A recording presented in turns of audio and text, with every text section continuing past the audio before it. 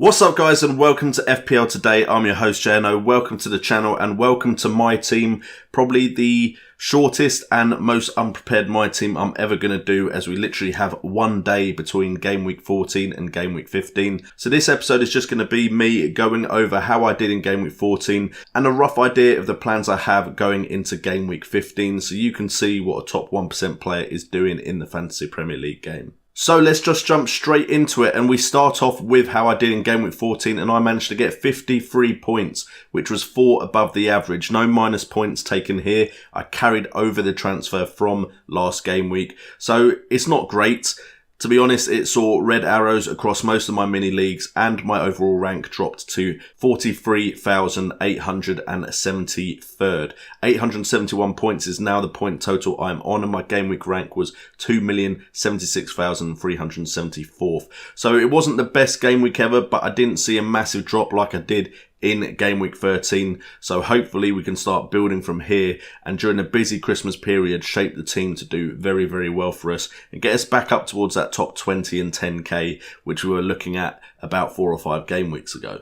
On the overlay around me, you can see I put my star man as Matt Doherty, but he literally got that accolade by 1 point, as a lot of my players returned, but none of them with any sort of significant haul, which meant I didn't do as well in the game week as I expected.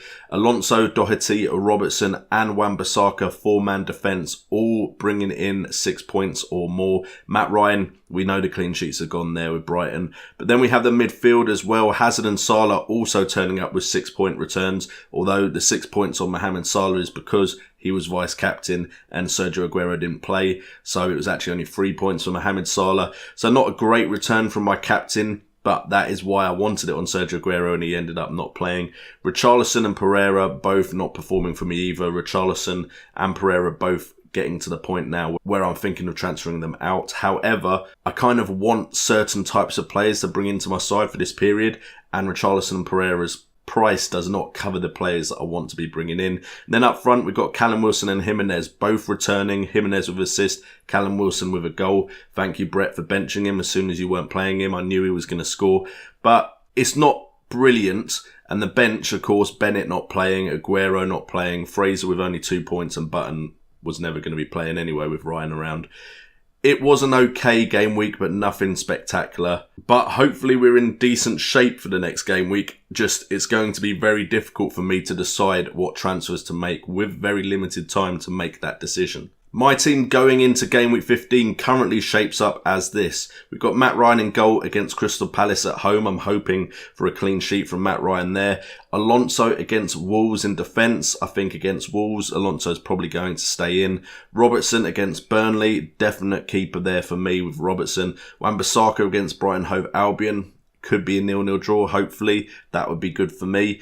But the options to replace those three in defence are Matt Doherty and Ryan Bennett. And they're both playing Chelsea, and I fancy Chelsea to get some goals against a Wolves side that are conceding quite significantly now. But it would be very light this season for Wolves to have a great defensive display against the side I think they'll concede against, after having conceded against 2 sides where I thought they could keep a clean sheet. We then have Ryan Fraser in midfield against Huddersfield at home. I'm hoping Bournemouth, with a slightly easier fixture, can get back to winning ways after a great start to the season. Hazard against Wolves. There's no injury worry around him right now. Hazard is one of those I am thinking of moving on though. I'm just not sure about that Chelsea side, from being very confident in them, to be fair, to now wondering if Hazard can really play with Morata and if Morata's going to continue to be the #1 striker or if it's Giroud. I just think Hazard's creating so many chances, but they're just not being put away anymore, which is really, really disappointing. Then we've got Mohamed Salah against Burnley away. Currently got my captain's armband.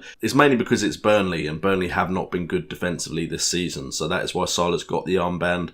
But to make a lot of the moves I want to make, Hazard, Salah and Aguero are at risk of being transferred out for the kind of players that I want to bring in. We then got Richarlison. I'm kind of really disappointed that I brought Richarlison in, because I've been saying all season long I didn't like his underlying stats. I finally caved in with the match against Cardiff, thinking he could do something against Cardiff, and the fact that his underlying stats had improved, but just, he's not doing it for me. He's not a player that I watch and think, yes, he's passing the eye test. And I brought him in because of the ownership, and I'm a bit disappointed in myself for that, because if I'd stuck with Maddison, this game week would have been slightly better. Of course, last game week it wouldn't have been.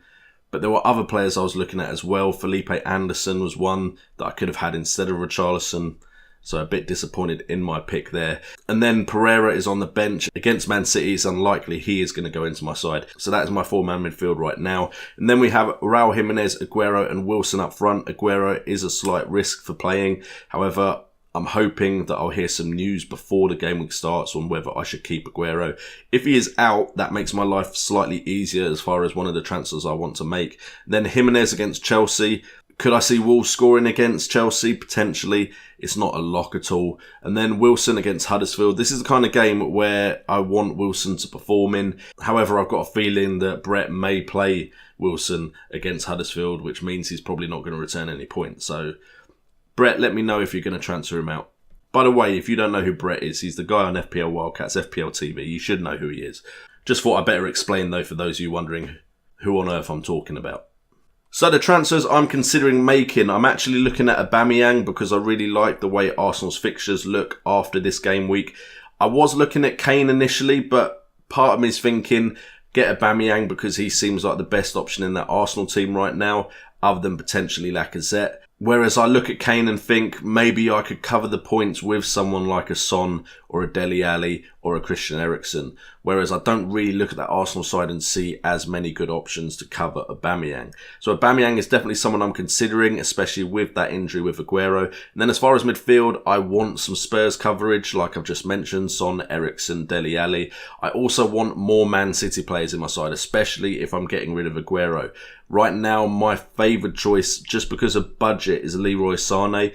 Sterling is, of course, a great pick, but just I'm thinking of my overall team and the players and teams I want to cover, and I'm thinking Sané may be the one for me, just because he comes in at a cheaper price point. Then maybe even double up on Man City midfield and not have Aguero. So those are the transfers I'm thinking of. I also don't want 2 Wolves defenders anymore. Bennett would most likely be the one to go. I also want to cover West Ham fixtures, so there's a lot I want to do. Felipe Anderson and Arnautovic are my favoured ways into that West Ham side. So there's so much I want to do. We've only 2 transfers to do it and 1 full day to actually consider all the moves. So I will hopefully update on Twitter, so go follow my Twitter at JNO United, what changes I have made to my side, also my Instagram, JNO_United. Go follow those 2 platforms for more updates on my side. Hope to be using them a lot more. I know I said that last week, but it was my birthday weekend, so I didn't.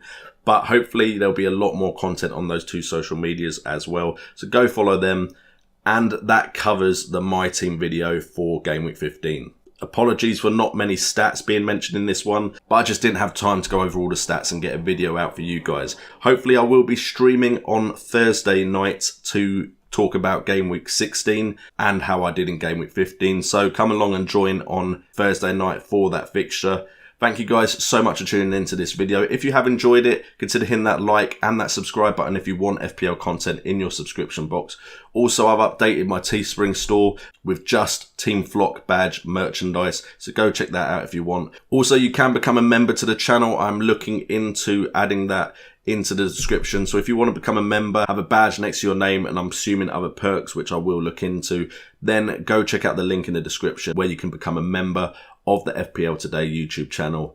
I've been JNO, this has been FPL Today, and remember, it's all about the game.